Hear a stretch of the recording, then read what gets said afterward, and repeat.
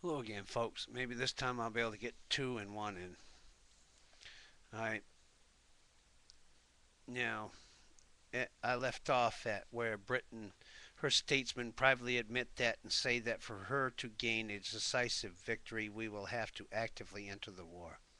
One of the great mistakes made by the Allies in this war was that in its first 6 months they thought they could win a safe, economical war with France sitting behind the Maginot Line, Maginot, that fell like a paper. Wet toilet tissue. Germany went through that. Like, you might as well not have been there.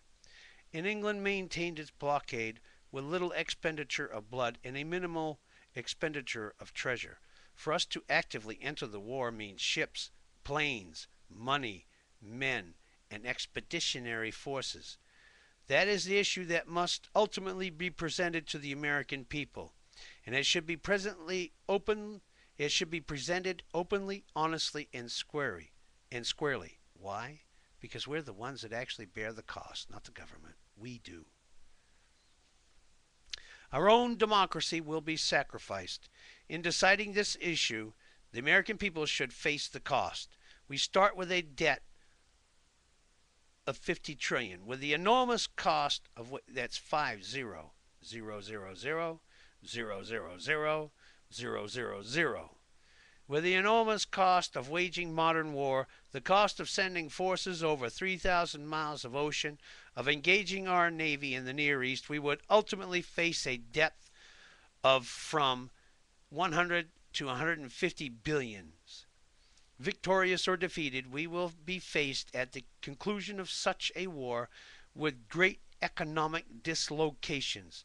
The rich would face a capital levy. Ha ha ha ha ha. Yeah, right. The middle class impoverished. Yes. And the masses a lowered standard of living. Yes. And the loss of most of the social gains so far secured. Competent observers believe that if the war is prolonged in Europe over 1 or 2 years, it will result in communism in all Europe and a species of national socialism in England. If we are involved, it probably spells the end of capitalism all over the world. Yes, because we're not under capitalism anymore, are we? We're under corporatism, fascism in reverse from Hitler in Italy, where the governments took the corporations. Now it's the corporations taking the government. Same damn thing. Defend America first, last, and always. I would unhesitatingly say to throw everything we have into a war to defend the United States or our own sphere of influence, which is the North American continent and part, if not all, of the South American continent.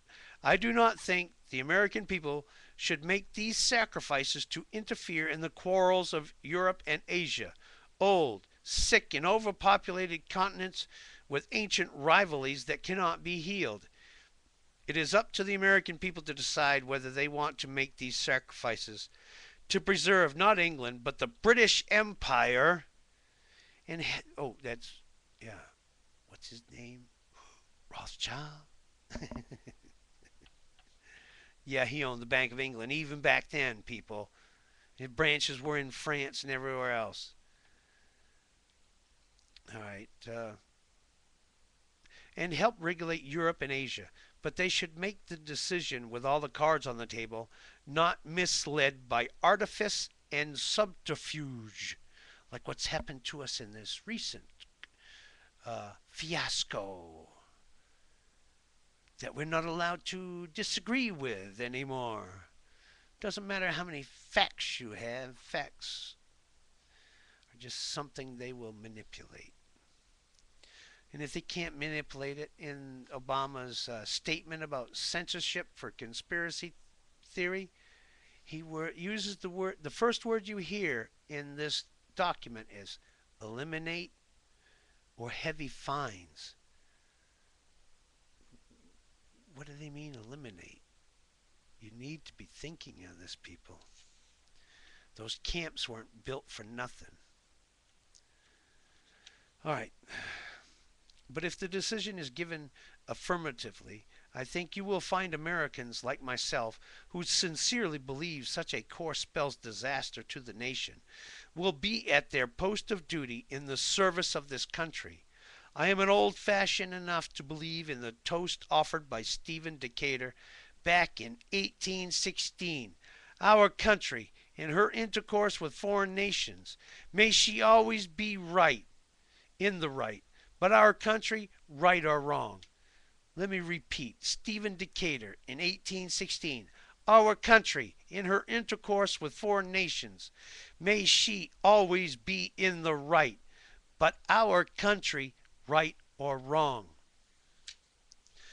This next one, I'm going to start in it because I still got a good quality of time. It is entitled Address Against War, speech of Charles A. Lindbergh given in New York, April 23rd, 1941. Yeah, I'm going to cut it short. I want him all by himself. He had his baby kidnapped over the stink he was making about the Federal Reserve Act. The baby was killed.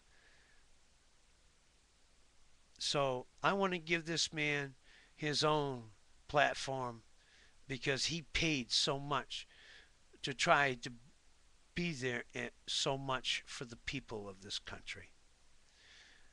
If nothing else, I'll show him respect in that manner by giving him a video of his own.